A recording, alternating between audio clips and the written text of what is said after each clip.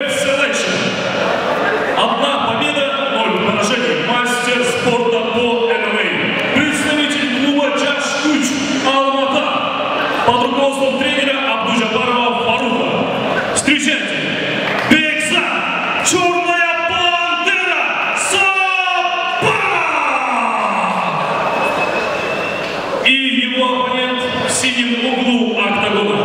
Его вес 57 килограмм, рост 160-80 сантиметров. Чемпион Кыргызской республики по плоту и по боям без правил. Победитель ВЭФ Профайт 14. Профессиональный рекорд. 2 победы, 0 поражений. Мастер спорта по ММА. Представитель клуба боец под руководством Топтогонова Эмиля. Встречайте, Казакбаев Асылбек! Бойцы, центр октагона.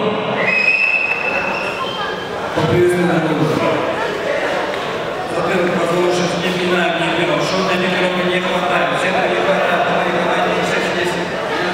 Дальше говорится. Оба. Первый раунд.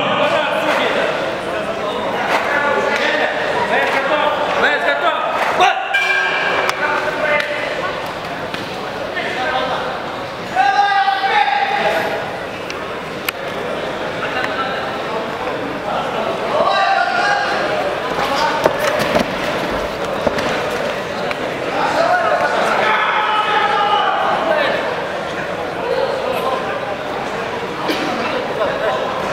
Oldu.